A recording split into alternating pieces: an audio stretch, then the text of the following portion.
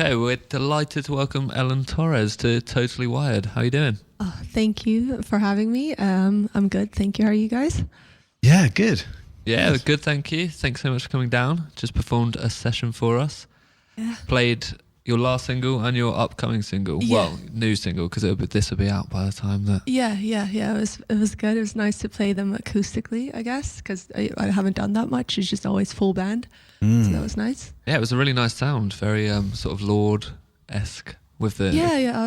I've been told that. I think it might be like the nature of my voice a bit, like, because it's just a bit like it's just lower in like tone, I guess. Nice when you hit up in the high loud stuff there as well. You know, there's great range there. It's good stuff. Oh, thank you. Talk to us about those two tracks you played. Yeah. So the first one I released on 11th of March called "Will You Hold Me," and that song is just kind of like I wanted it to be like a big song, like I wanted like a quite intimate song, which is kind of why I'm singing, quite like whispery, kind of like breathy, and then you kind of get to hear the song grow. Kind of wanted to capture more of like a cinematic sound and just kind of like that, just like heartbreak, I think, with like, oh, will you hold me? Just kind of, I feel like you're walking away from me, and just kind of just telling a story of just from beginning to end in that process in my mind, I guess. Yeah. And for my other song, You Remind Me Of, yeah, that song was quite, I just wanted that to be like a nice, like rocky pop song-ish, which you guys will notice like when you actually hear it out and not acoustically. Yeah. That's coming out soon, isn't it? Yeah. So 22nd of April. So how does it differ to what we just heard, the session version of it? Oh, it's just more like power chordy, at the point of like, it goes a lot from like, intimate to more like pop rock vibes, a bit more fun, and then at the point where I'm like belting a bit, that's quite guitar driven, and just what's the instrumentation like in the live band?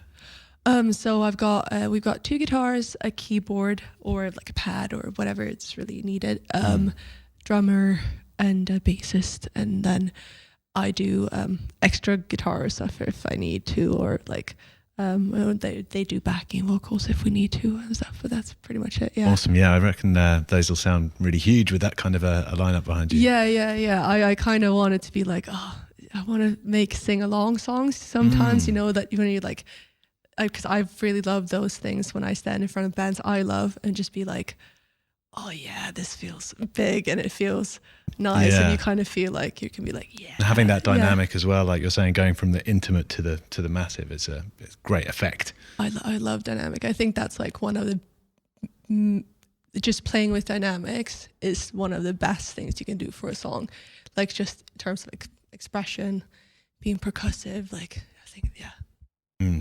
And how's the writing process? Do you take it to the band, or is it a fully formed song and then they're just the backing band? Or yeah, I think in the case of these two songs, I did I came with the songs basically done, so I was like, this is what I want, this is how I want you guys to play it, and we just kind of, I mean, it wasn't like 100% done. I still feel like, okay, can you guys help me just make it a reality? But this is my vision. Like for Will You Hold Me, I came in with basically the song, the melody, my lyrics, and like the guitar melody you hear in the beginning.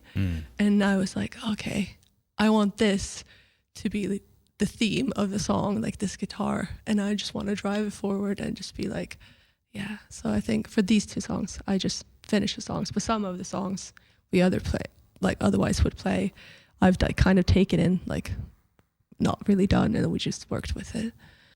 And they're released by Pool Valley.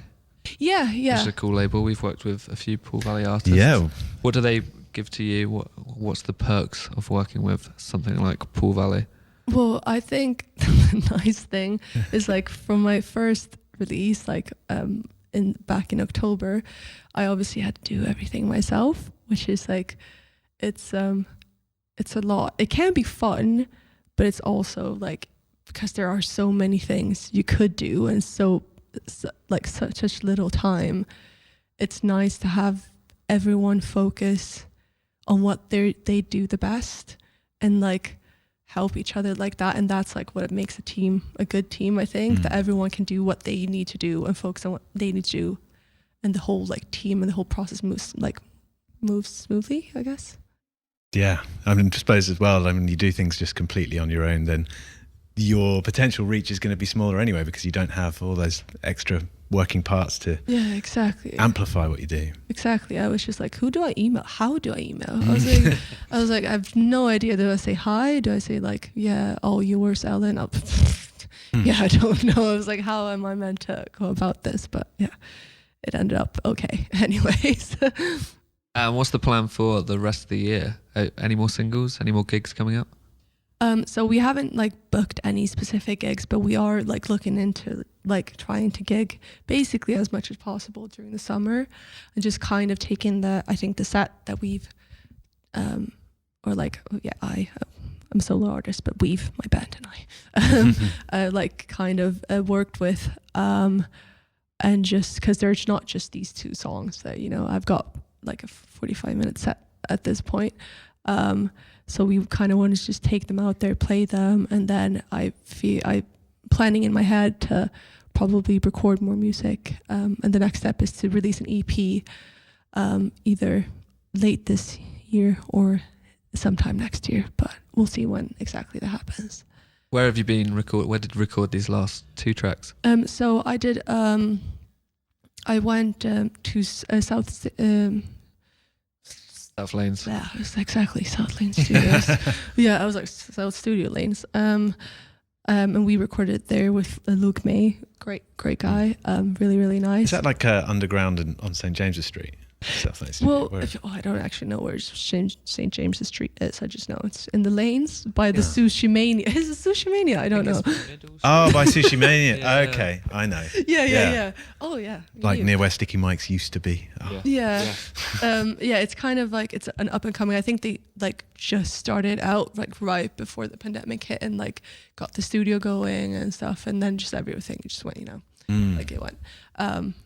And yeah, so they've been great. And then I had my song mixed and sent over, and I worked it with Forbes Coleman. I don't know if you know Forbes. I know Forbes. He used to play drums in Birdie's Baby for a while. Yeah, he's a great drummer, but he's also very good like at mixing, and just has a good ear and a very nice person. And yeah, he just kind of moved off to Birmingham, so I was like, okay. Bye. Bye. Wish you the Forbes. best. But I'm still working with him, so it's great.